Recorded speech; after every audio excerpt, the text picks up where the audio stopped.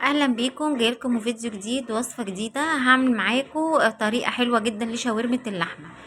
معايا كيلو الا ربع من الشاورما. طبعا الكمية ديت على حسب انتي بتحبي تعملي قد ايه. جبتها شطفتها كويس قوي، يعني اديتها شطفة كده وصفيتها في المصفى. ولما خلصت بقى كل المية اللي فيها والدم وكده، جبتها بقى في الصينية ديت، احط عليها ربع كوباية خل، احط معلقة فلفل اسود، من كل حاجة، من كل البهارات اللي انا هقولها ديت معلقة صغيرة. معلقة فلفل اسود، وهحط مكعب مرقة وكمون وكزبرة. وكمان هحط سكر. السكر طبعا هيسرع السوا وهيخليها تستوي بسرعة، هي والخل. ومعلقة زعتر. وكمان معلقة زعتر وبابريكا. من كل حاجة معلقة. ما عندكيش بقى كل البهارات ديت، هاتي كيس خلطة شاورما، بهارات شاورما. هتضيفيها عليها مع شوية فلفل اسود وتركنيها بقى. احط بقى رشة قرفة ورشة جنزبيل، مش معلقة كاملة، لا رشة بس كده. ومعلقة من السماق.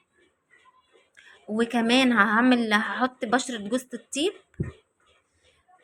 كل الحاجات ديت يا ريتك بقى تتبليها في ده كله، في البهارات دي كلها، ده كركم. وهحط كمان توم بودرة وبصل بودرة. معايا كاري. كل الحاجات ديت هتدي نتيجة حلوة قوي لطعم اللحمة. بس كده خلصنا بقى كل البهارات بتاعتنا. نحط بقى ربع كوباية من الزيت. حابة ان انت تحطي الزيت في الحلة على طول، او في الطاسة بتاعتك، مفيش مشكلة، بس انا حبيت بقى احط كله على بعضه كده وانزل بيهم في الحلة على طول. وطبعا اهم حاجة، حطيت قطعة من اللية. طعمها حلو جدا، بتدي للشاورما طعم حلو جدا، كأنك انت شارياها من بره. عارفين الشاورما اللي احنا بنشتريها من بره؟ نفس الطعم ونفس الريحة ونفس كل حاجة. هتلاقي السيخ بتاع الراجل، اللي هو ان انت بتشتري من عنده، فوق كده حاطط حتة ليا كبيرة، هي دي بقى اللي بتدي طعم الشاورما، بتبقى خليها تحفة. لو عندكيش ليا تعمليش شاورما. معايا حلة بقى على النار، سخنتها كويس قوي كده زي ما انتوا شايفين، عشان ادي للحمة بتاعتي صدمة، علشان ما تجيبش مية. هنزل بها ايه شوية بشوية كده، علشان كل ما هتنزلي بشوية الطاسة تبرد شوية، الحلة بتبرد شوية. فافرديها كده ووزعيها في الحلة. وتبلي بقى اللحمة ديت شاورما، مثلا قعديها ساعة كده اقل حاجة لو انتي مستعجلة. لكن طبعا لو تبلتها من بالليل بتديكي نتيجة تحفة جدا. في مثلا انا عملتها قبل كده، بحط لها زبادي ومستردة وكاتشب وحاجات كتيرة كده. عايزه اقول لكم نفس النتيجه، هي مكلفه جدا بس كده حلوه برضه، يعني جربوا.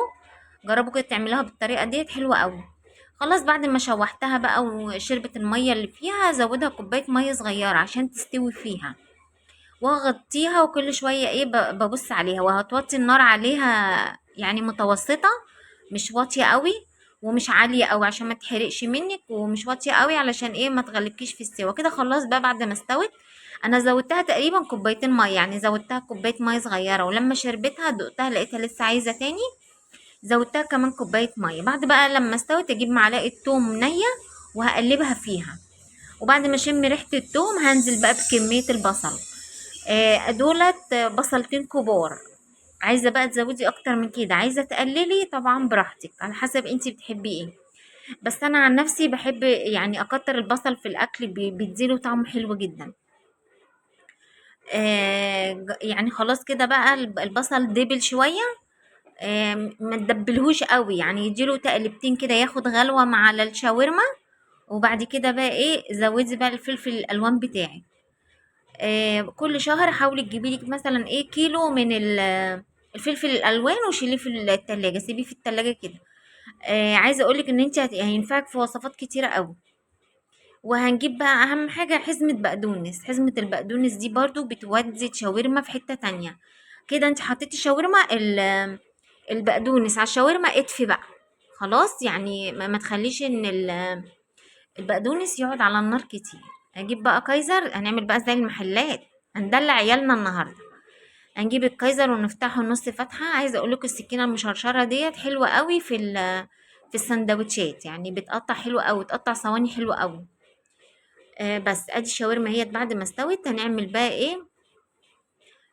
السندوتشات بتاعتنا. عايزه اقول لكم ان انا اللهم صل على النبي اللهم بارك، احنا اليوم ده كلنا وشبعنا كأنه والله يعني بس احسن من اي مطعم. وكلنا بقى الكميه اللي احنا عايزينها، كلنا لما شبعنا، مش سندوتش وخلاص. طبعا الحاجات دي كلها بره غاليه.